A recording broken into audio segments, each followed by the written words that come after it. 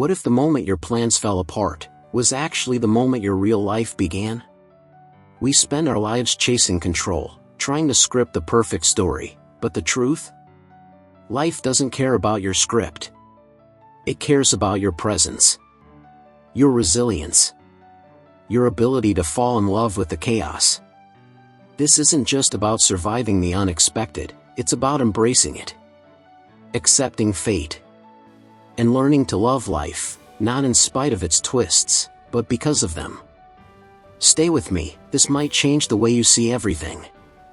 Life is not a linear journey.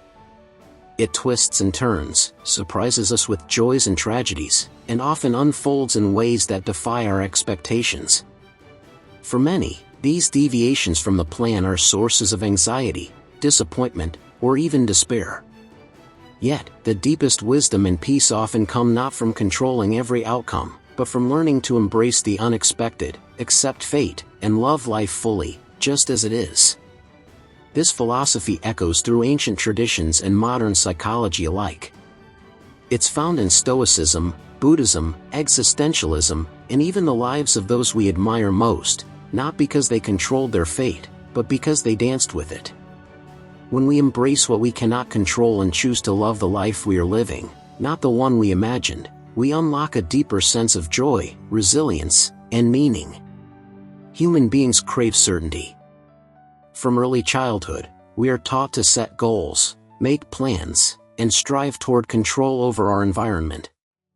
While planning is a valuable skill, it can easily become a trap.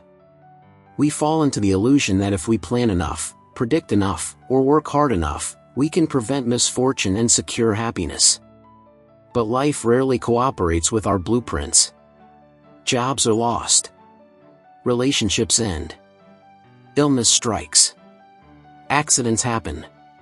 Even the joys, the unplanned child, the serendipitous meeting, the move we never anticipated, rarely come according to schedule.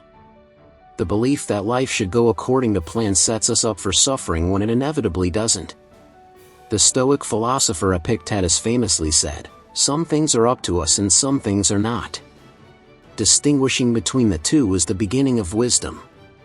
Control is limited, and clinging to it tightly only ensures a rougher ride when fate throws us a curveball. Paradoxically, the richest experiences in life often arise from the unexpected. A canceled trip leads to an unexpected reunion. A failed business venture opens the door to a more fulfilling path. An illness teaches us compassion, or presence, or clarity. When we rigidly hold on to our expectations, we blind ourselves to these opportunities. We become trapped in disappointment. But when we adopt a posture of openness, trusting that life may know more than we do, we begin to see the unexpected not as an enemy, but as an ally. Psychologist Carl Jung once wrote, "What you resist not only persists, but will grow in size." Fighting fate amplifies our suffering. Acceptance, however, does not mean passivity. It means acknowledging reality as it is and responding with creativity, resilience, and presence. It means dancing with life instead of fighting it. The Roman Emperor Marcus Aurelius, one of the great Stoic thinkers, practiced what the Stoics called amor fati, literally, love of fate. It is not merely tolerating what happens, but embracing it with open arms. Every obstacle, every twist, every heartbreak is a part of the story. Not an interruption, but an essential thread. Friedrich Nietzsche adopted the same idea, arguing that we should not only accept but love every moment of our lives, as if we had to live it over and over for eternity. It's a radical idea, to say yes not only to the joys but also to the sorrows, to the regrets, to the pain. Why would we want to love our suffering? Because it shapes us. It reveals us. It teaches us. Every great work of art, every powerful story, every inspiring human being is shaped not in spite of adversity, but because of it. Our character, our courage, and our compassion are often born from the parts of life we would never have chosen. Modern culture sells us a vision of the perfect life, flawless career trajectories, Instagram-worthy relationships, peak health, and constant happiness. But this ideal is both unrealistic and deeply damaging. It makes any deviation feel like failure. To love life fully, we must let go of the fantasy that there is one correct path, one ideal version of our lives. The perfect life is not a universal template, it is what we choose to create from the raw materials we are given. Sometimes the cracks in the vase are what make it beautiful. This is not about denying ambition or giving up on growth. It's about shifting our measure of success. Instead of asking, "Did life go according to plan?" we might ask, "Did I show up fully to the life I was given?" That is the mark of a meaningful existence, not perfection, but presence. The more we try to predict or control the future, the more we pull ourselves out of the present. But the present is the only place where life is happening. It is the only place we can act, love, grow, and experience. Mindfulness, the practice of being fully in the now, is not just a wellness buzzword.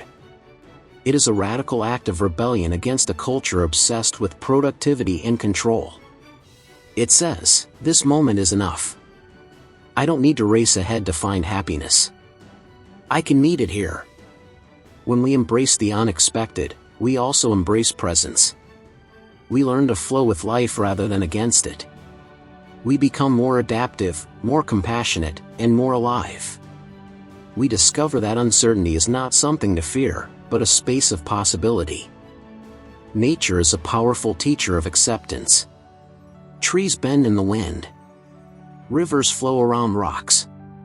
Animals adapt to the seasons without resistance. There is no judgment, no regret, just participation in the cycles of life. When we observe nature, we see that nothing is wasted. Death becomes compost. Storms bring renewal. Even destruction is a prelude to growth. The same is true for us. When we stop fighting the seasons of our lives and begin to trust in the natural unfolding, we find a deeper peace. This is not a call to fatalism or nihilism. It is a call to wise engagement. To say, "I may not control the storm, but I can choose how I navigate it. I may not choose my fate, but I can choose my response." History is filled with stories of people who faced immense adversity and used it to grow rather than crumble. Viktor Frankl, a psychiatrist and Holocaust survivor, endured unimaginable suffering in concentration camps. Yet in his seminal work Man's Search for Meaning, he wrote that the last of human freedoms is the ability to choose one's attitude in any given set of circumstances. Nelson Mandela, after spending 27 years in prison, emerged not with hatred but with the wisdom and strength to lead a fractured nation toward reconciliation. His life reminds us that fate can be harsh, but our choices within it define who we become. Even in more ordinary lives, there are countless examples of people who faced illness, divorce, financial ruin, or loss, and found within those experiences a new purpose, a deeper love, or a richer understanding of themselves and others. These stories don't romanticize suffering. They affirm our capacity to transcend it, to transform it into something meaningful. Loving life fully and accepting fate is not just a lofty ideal, it is a daily practice. Here are a few ways to begin. 1. Practice radical acceptance. Acknowledge reality without resistance. Say to yourself, "This is what is. Now, what will I do with it?"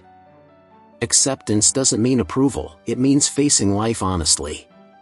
2. Reframe setbacks as lessons. Ask, "What can I learn from this? How might this challenge be shaping me?" Shifting from victimhood to curiosity changes your entire experience. 3. Let go of the timeline. Release the idea that things must happen by a certain age or in a specific order. Life is not a checklist. It is an unfolding. 4. Stay present. Use mindfulness practices, breathing, meditation, and journaling to anchor yourself in the now. The present moment is your only true home. 5. Cultivate gratitude for all of it. Not just the good, but the hard parts too. Find beauty in the broken, wisdom in the pain, and joy in the ordinary. 6. Surround yourself with people who embrace life. Energy is contagious. Seek out those who live fully, who laugh in the rain, who find joy in chaos. They will remind you that it's all part of the dance. In conclusion, to embrace the unexpected is to live with courage. To accept fate is to live with wisdom. To love life fully, as it is to live with heart.